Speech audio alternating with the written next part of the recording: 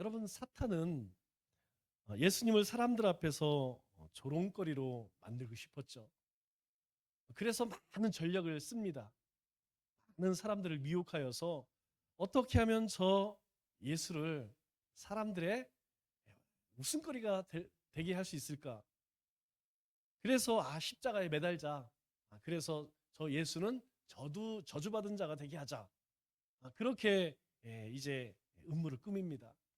그런데 예수님에게만 그렇게 할까요? 아니에요. 오늘 우리에게도 마찬가지입니다.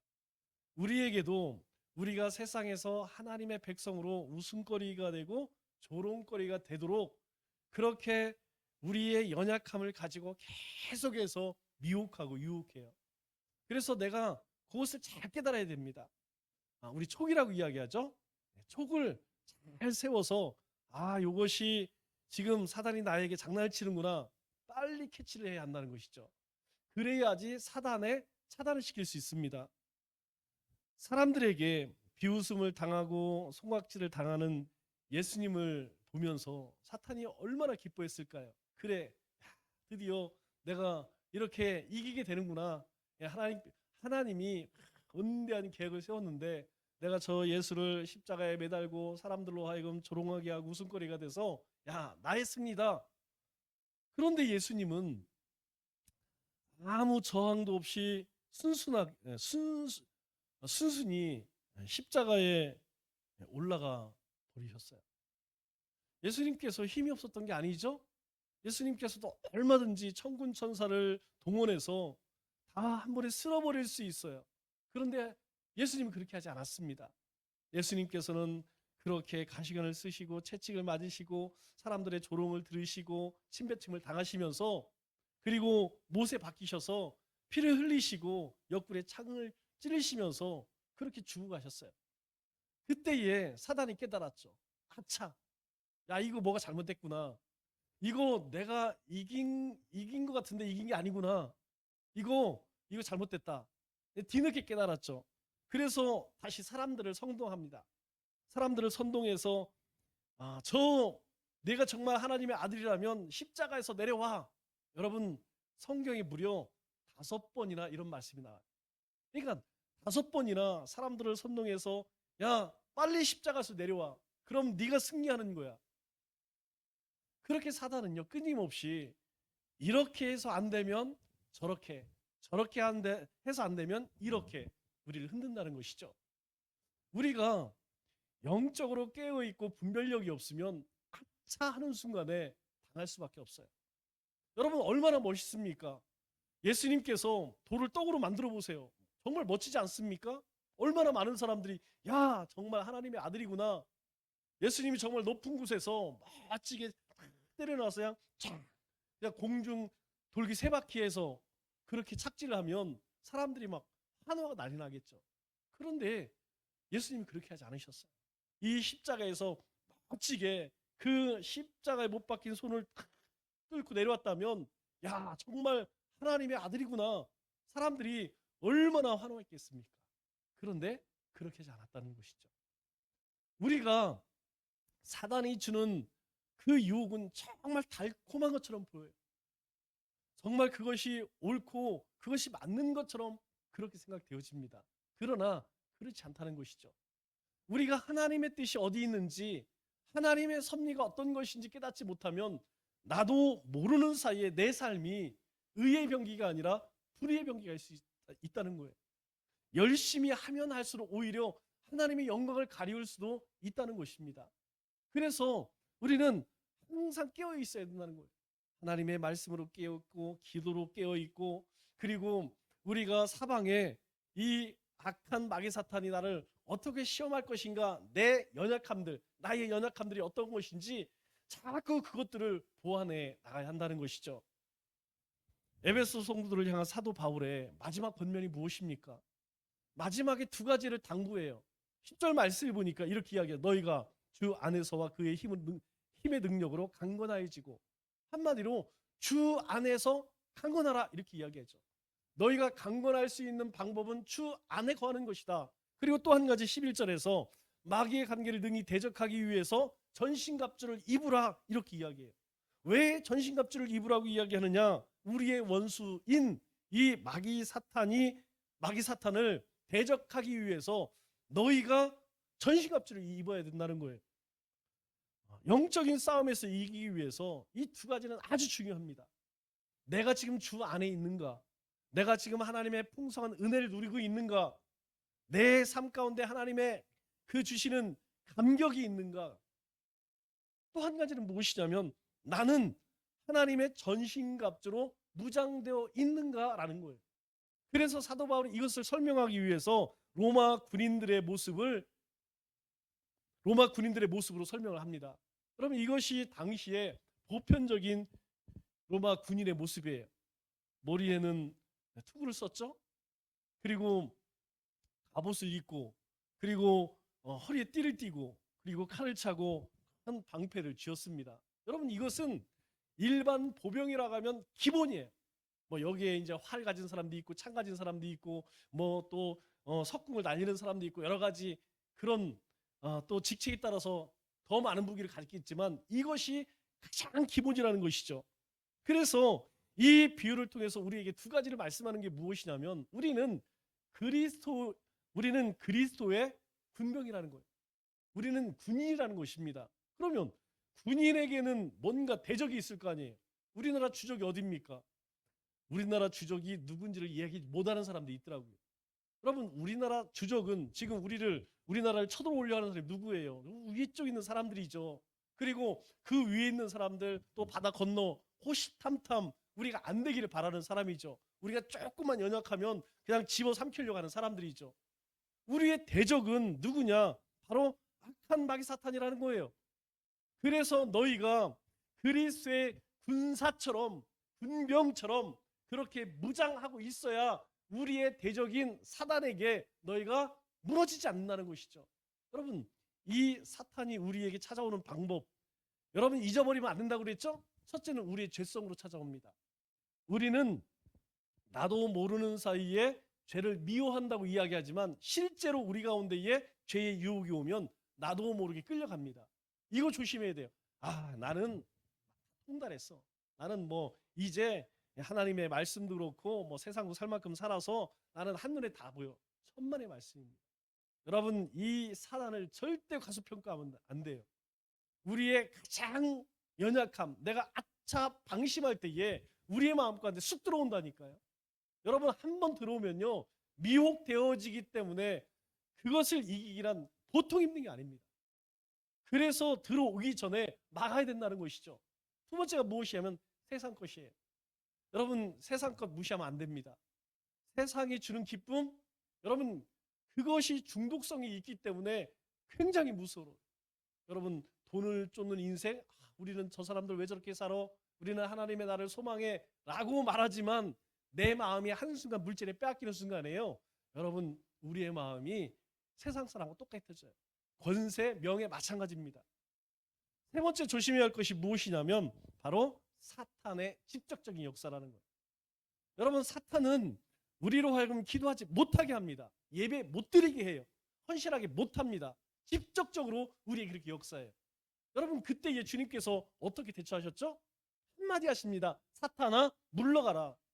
우리 마음 가운데에, 우리의 삶 가운데 그런 사단의 역사가 느껴질 때에 즉시 외쳐야 돼요.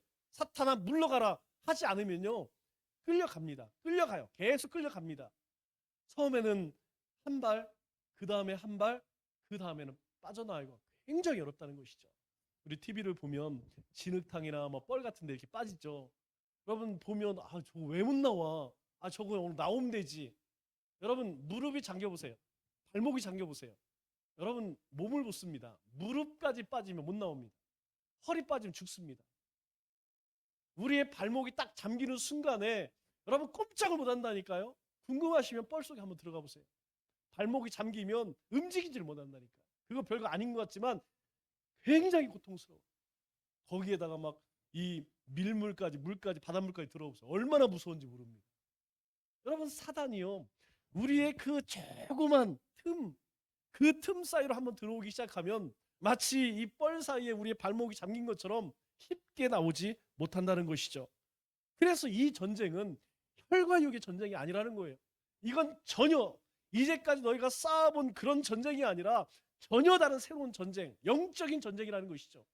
이것은 눈에 보이는 전쟁이 아니라는 거예요. 지금 저 우크라이나에 싸우는 그런 전쟁 아니라는 거예요. 우리가 세상에서 뭐 세상 사람들과 싸우는 그런 싸움이 아니라는 거예요. 이것은 철저히 영적인 싸움이기 때문에 영적으로 무장하지 않으면, 하나님의 전신갑주를 입지 않으면 이 싸움은 결코 이길 수 없다는 것이죠. 왜 그렇습니까? 이것은 사단이 우리로 하여금 하나님의 군대와 그 은혜 가운데에서 떨어지기 위한 그런 싸움이기 때문이라는 거예요. 여러분, 이 말은 무슨 말입니까? 이 전쟁에서 전신갑주를 입고 있으면 이길 수 있지만 전신갑주를 입지 않으면 패할 수도 있다는 것을 전제하고 있어요. 여러분, 이기는 건 문제가 안 되죠. 이기면 너무나 기쁜 일이지만 문제는 여러분 패할 때 어떻게 됩니까? 여러분, 우리가 신앙생활 가운데에서 침체기가 와요. 침체기가 항상 에스컬레이션 되는 게 아닙니다. 항상 우리 신앙생활이 막 독수리 날개치듯이 그렇게 올라가는 것처럼 보이지만 어느 순간에 정체가 되다가 이 정체될 때에 차고 못 올라가지면 여러분 꼬꾸라져요. 이것이 거의 주기적으로 옵니다. 대부분 그렇게 와요. 올라갈 때에 내가 어떻게 유지하느냐, 유지하지 못하면, 내가 그렇게 하나님의 은혜로 충만하지 못하면, 내 삶 속에 하나님의 말씀이 살아 역사하지 못하면 곤두박질 쳐요. 여러분, 바닥을 칠 때에 내가 다시 심기일전해서 귀찮지만 하나님의 전에 나가고 기도하고 말씀을 붙들고 필사를 하고 애를 써보세요. 그 시간이 짧아지고 바로 차고 올라갑니다. 그런데 여러분, 그게 쉽지 않다니까요. 그래서 신앙이요, 한번 바닥을 치면 보통 5년, 10년, 20년 나가서 전도하다 보세요. 교회 안 나간 지요 20년 됐어요. 30년 됐어요. 왜요? 그때 어떤 집사님 때문에, 그때 목사님 때문에, 그때 교회의 분란 때문에, 정내미가 떨어져서. 여러분, 사단의 역사 아니겠습니까? 우리가 매일 이 전신갑주로 무장해 있지 않으면 이길 수 없다는 거예요. 그래서 사도 바울이 뭐라고 이야기합니까? 전신갑주를 입으라. 그래서 10절 말씀을 보니까 첫 번째로 이야기하는 것이 무엇이냐면 그런즉 우리가 싸워야 할 전쟁이 있다는 거예요. 우리가 매일매일 싸워야 할 전쟁이 있다는 거예요. 그런즉 서서 진리로 너희 허리띠를 띠고. 첫 번째 이야기하는 것이 너희가 허리띠를 띠라. 그런데 이 말씀보다 더 중요한 게 뭔지 아세요? 여러분, 바로 이 말씀입니다. 14절 다시 보면 서서 진리로, 서서라는 거예요. 서서. 여러분, 앉아서 허리띠를 멜 수 있겠죠. 앉아서 투구 쓸 수 있겠죠. 앉아서 신을 씻겠죠. 그런데 왜 서서라고 할까요? 여러분, 앉아서 싸울 수 있습니까? 야, 지금 적군들이 쳐도는데 앉아갖고 그래 내가 여기서 활을 쏘겠다, 여기서 창을 던지겠다. 여러분, 그거 안 됩니다. 첫 번째는 무엇이냐면 자리를 팍 차고 일어서야 한다는 거예요. 내가 악한 마귀 괴계 가운데에서 내가 지금 싸우기 위해서 먼저 일어서야 한다는 거예요. 여러분, 일어서는 게 뭡니까? 우리가 무너졌던 것들이 있잖아요. 내가 그렇게 열심히 하다가 다시 무너져 버렸던 것. 기도가 무너졌으면 세워야 합니다. 헌신이 무너졌다면 세워야 돼요. 내 마음이 무너졌다면 마음을 세워야 됩니다. 말씀이 무너졌다면 말씀을 세워야 돼요. 예배가 무너졌다면 예배를 세워야 돼요. 먼저는 서는 것이 중요합니다. 그런데 이게 어렵다는 거예요. 서기만 하면 그 다음에요, 옷을 입고 갑옷을 입고 투구를 쓰고 칼 쓰는 건 별 문제가 안 돼요. 그 다음에 무장하는 것은 그렇게 어렵지 않습니다. 문제는요, 일어서질 못한다는 거예요. 일어서서 가장 먼저 해야 할 일이 무엇이냐면 너희가 진리로 허리띠를 띠고, 이렇게 이야기해요. 여러분, 우리 일어나서 사람마다 조금씩 옷 입는 게 다르겠지만 저는 새벽에 일어나면 가장 먼저 바지를 입습니다. 여러분, 바지를 입는 이유가 뭐예요? 옷을 안 입었으니까. 여러분들이 지금 옷을 입으셨는데 허리띠를 한번 풀어보세요. 어떻게 되죠? 바지가 쭈르륵 내려가겠죠. 바지가 내려가면 어떤 문제가 생겨요? 부끄럼 당하지 않습니까? 여러분, 허리띠를 띠라는 이야기는 무엇이냐면, 첫째가 너희가 진리의 허리띠를 띠지 않으면 너희가 부끄러움 당한다는 거예요. 두 번째가 무엇이냐면 우리가 옷을 입었을 때에 여인들도 여자분들도 마찬가지예요. 여러분 이 허리띠를 띠지 않는 옷을 입으면 티가 나나요? 여러분 별 티가 안 나요. 몸빼 입고 이쁜 사람도 있어요. 그런데 별로 안 이뻐요. 정장 입고 허리띠를 탁 매면 아주 그냥 압은 모르겠지만 뒤서 보면 아주 엄청 이뻐 보여요. 여러분 티가 나지 않아요? 옷이 그렇게 잘 몸에 맞도록 허리띠를 딱 조이면 여러분 티가 납니다. 티가. 허리띠를 할 때 아름답다는 거예요. 그리고 가장 중요한 것은 무엇이냐면 여러분 이 허리띠를 띠지 않으면 힘을 쓸 수가 없어요. 여러분 허리가 잡히면 힘을 못 써요. 그래서 경찰들이 사람 여행할 때 여러분 어디 잡으니까 팔 다리 묶고 여러분 허리 딱 여기 잡고 끌고 가요. 꼼짝을 못 합니다. 그래서 가장 먼저 너희가 할 것이 무엇이냐면 허리띠를 띠는데 무슨 허리띠라고 이야기합니까? 진리로 진리로 너희 허리띠를 띠고 이렇게 해요. 우리 허리띠는 뭐냐? 우리처럼 가죽 벨트가 아니라 진리라고 하는 허리띠라는 거예요.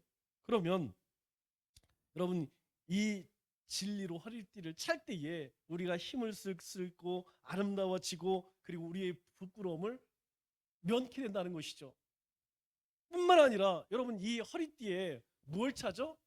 여러분 아까 우리 사진을 보았지만 이 허리띠에 칼집을 차죠. 칼집을 차야지 거기다가 뭘 합니까? 칼을 차.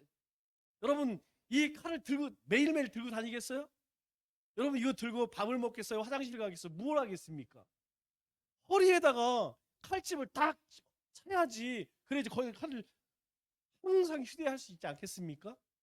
그렇게 허리띠가 있어야 칼을 꼽을 수 있다는 것이죠.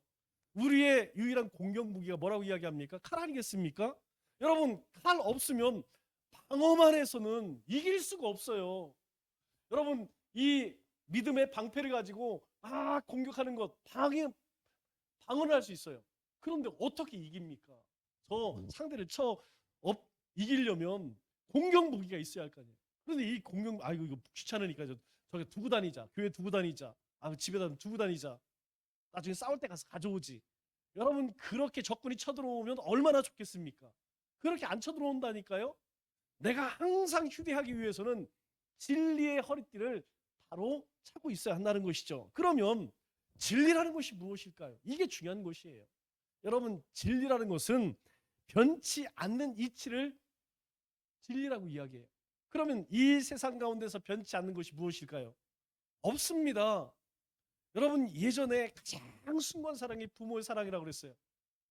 그런 줄 알았어요. 그런데 웬걸요? 지금 이 시대를 보면 여러분 자녀들 키우는 거 보면 그냥 속이 터져요.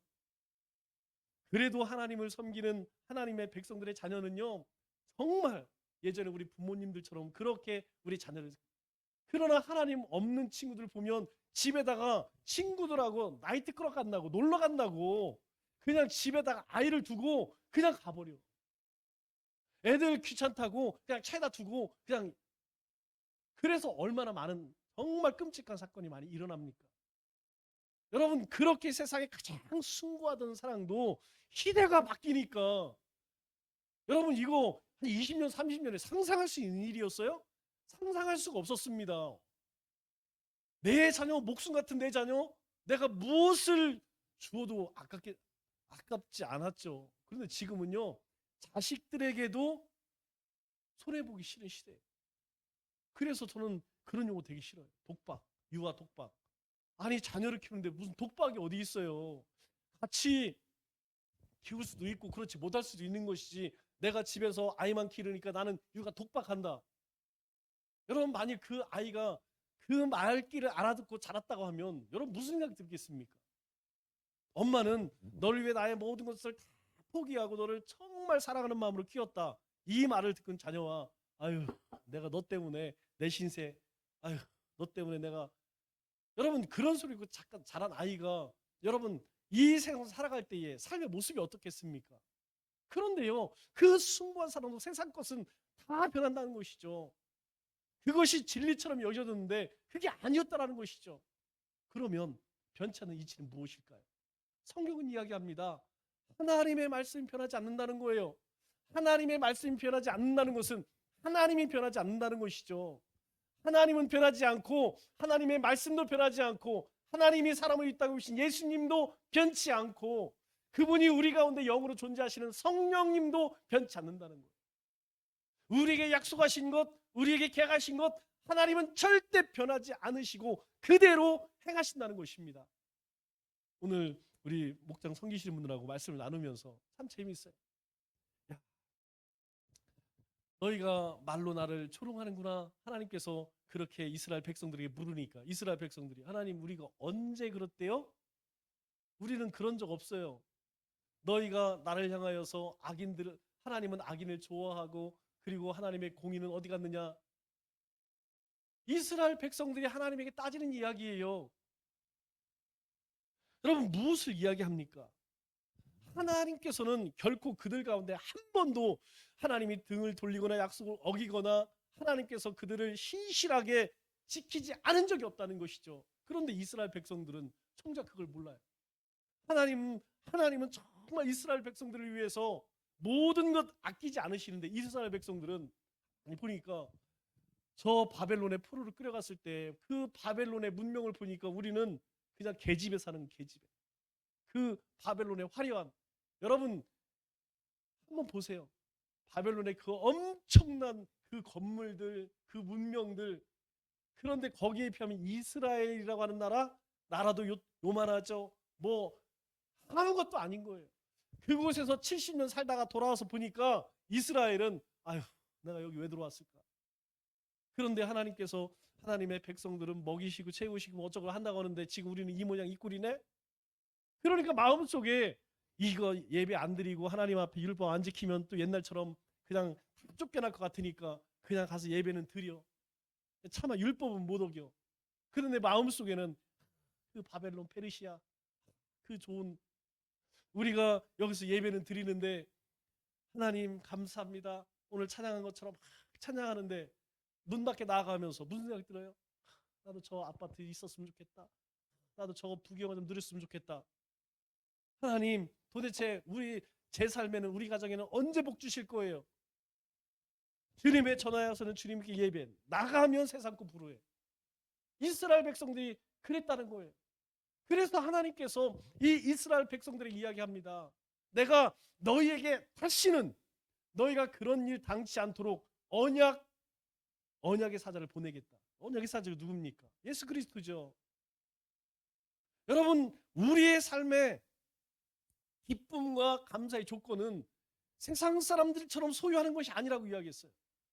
우리의 삶의 기쁨은요 그리스도라는 거예요. 예수님으로 말미암아서 이미 우리는 하나님의 자녀가 되었다는 것 그것으로 기뻐하라 기뻐하라. 사도 바울이 그리스도인의 표제가 무엇이라고 이야기합니까?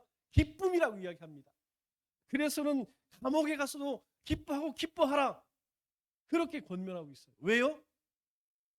우리는 이 세상의 환경에 좌우되는 사람이 아니라는 거예요. 우리에게는 오직 예수 그리스도를 통하여 하나님의 자녀가 되었기 때문에 그것이 기쁨이라는 거예요. 그것이 소망이라는 것입니다. 그것이 변하느냐? 변치 않는다는 거예요. 그래서 그 변치 않는 하나님으로 삼위일체 하나님으로 너희 허리띠를 조여라 그렇게 말씀하는 겁니다. 그렇다면 여러분 어떻습니까? 우리의 삶에 이 진리로 우리의 허리띠를 잘 메고 있나요? 우리는 혹 하나님을 의심하지 않나요? 주님께서 나와 동행하시고 성령님께서 우리를 깨닫게 하시고 우리로 하여금 날마다 이 진리 가운데 거하게 하심을 여러분 의심하지 않나요? 주님께서는 우리 가운데에 내가 떠나지도 내가 너희를 버리지도 않으려 할 것이다 라고 이야기하는데 우리의 마음은요 뜬구름 잡고 있어요. 우리의 마음은요 이미 세상에 가 있어요.